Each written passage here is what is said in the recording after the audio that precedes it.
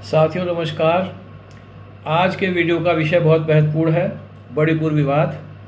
अंत तक देखिए, क्योंकि मेरा अपना ये मंतव्य है कि इस संबंध में उच्चतम न्यायालय में जो कुछ हो रहा है, संसद में हो रहा है और वीडियो में जिस तरह से जो है वो बातें कही जा रही है वो बहुत नाकाफ़ी है। इस तरह से विवाद नहीं सुलझेगा, जबकि इसका सुलझना अति आवश्यक है और बहुत शीघ्र सुलझना चाहिए। ये हमारे देश की अखंडता के लिए बहुत ही आवश्यक है। चाइना आंख गड़ाए बैठा है। तो मैं आपको बताता हूँ कि इस संबंध में वस्तु स्थिति क्या है और मैं ये बात क्यों कह रहा हूँ। सबसे पहले ये भी मैं आपको बताऊंगा कि इस विवाद का जो सूत्रपात हुआ है ना, वो उच्च न्यायालय के आदेश से हुआ। न्यायपालिका इसमें मुख्य रूप से दोषी मुझे नजर आती है।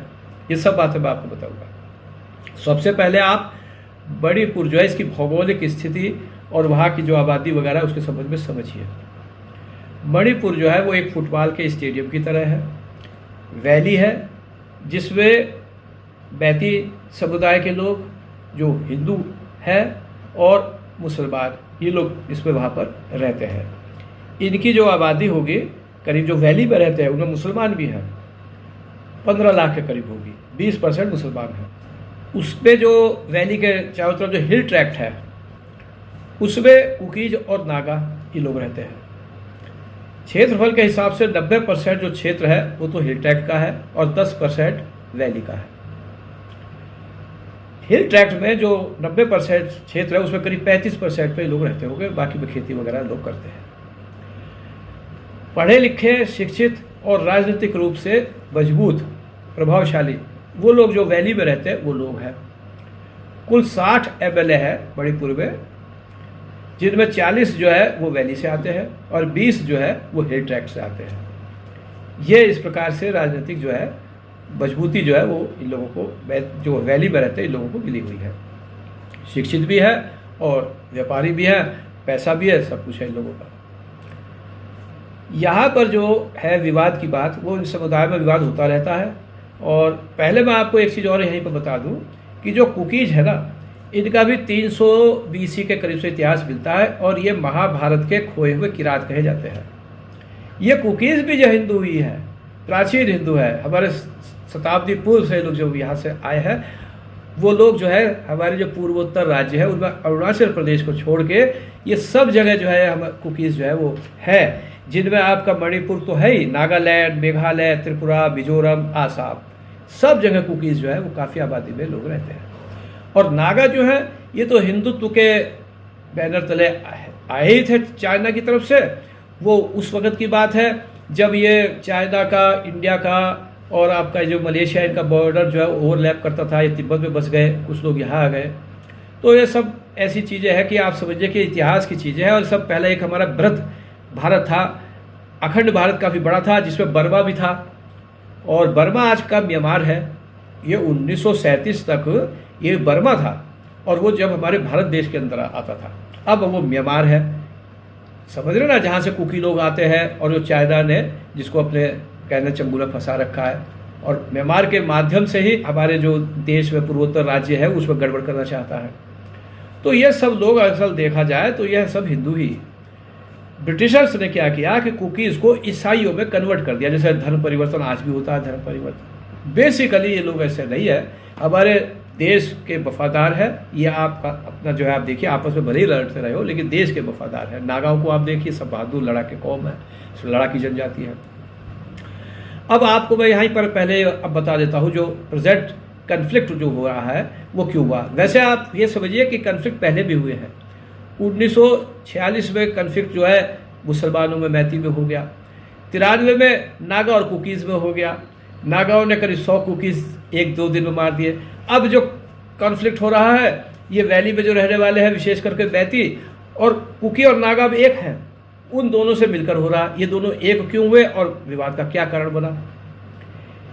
जो ये बैती लोग हैं ये अनुसूचित जनजाति का दर्जा चाहते हैं।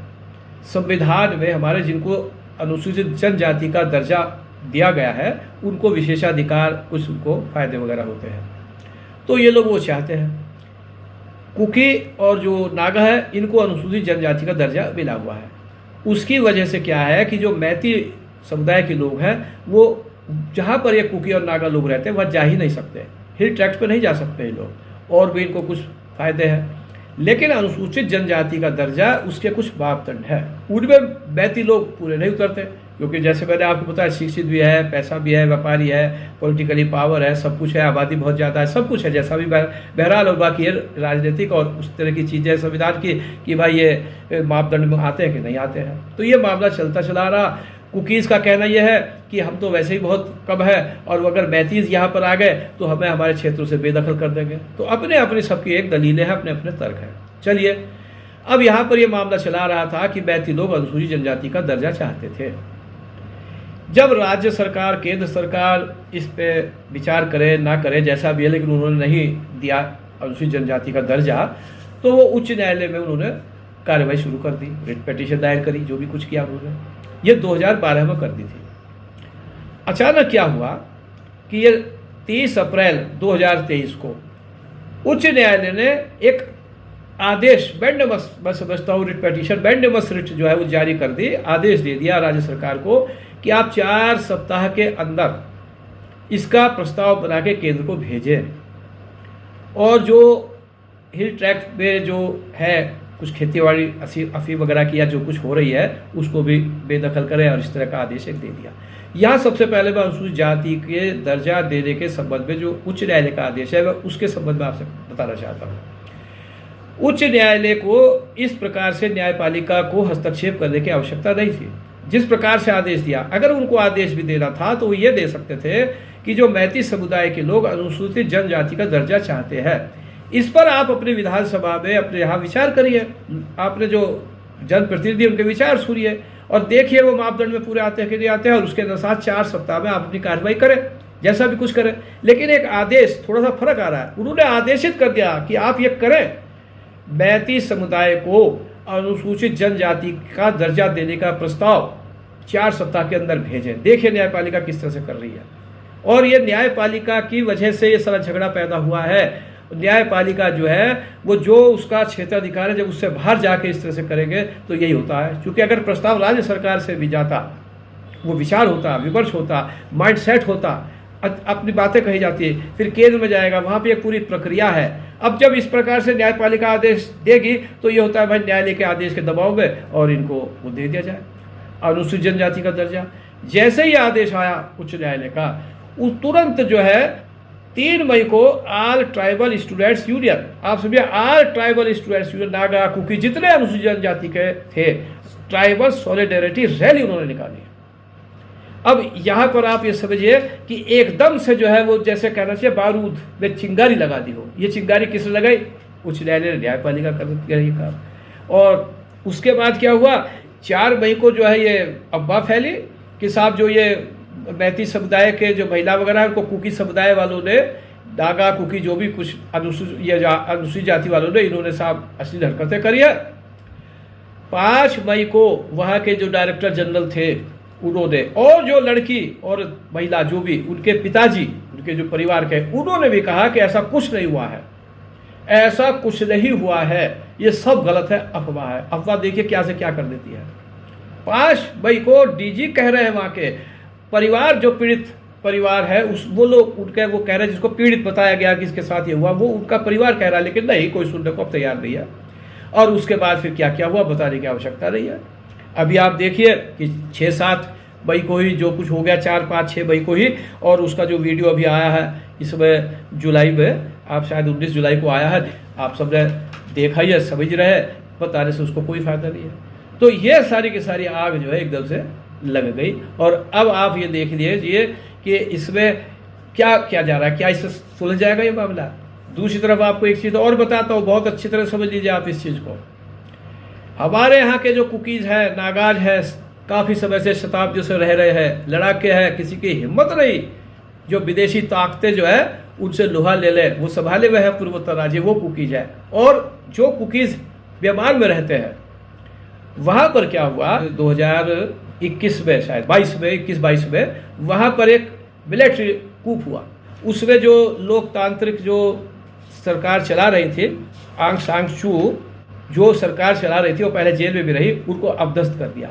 और मिलिट्री वाले जो जनरल वगैरह मिलिट्री जब रूल आया तो इन्होंने जो है वो कुकीज़ को मुसलमान व्यवहार के जो ये रोहिंगा मुसलमान है इन्हें मारना पीटना इनको शुरू कर दिया और ये सब भागे भागे आए। तो वो जो कुकीज़ वहाँ से भाग कर आए हैं वो फैले वहाँ पर मणिपुर में, और वो सब जो है गड़बड़ कर रहे हैं, और बैती वाले भी और कुकीज़ जो वहाँ है वो भी परेशान है, उन लोगों से जो बैती समुदाय वो भी परेशान है।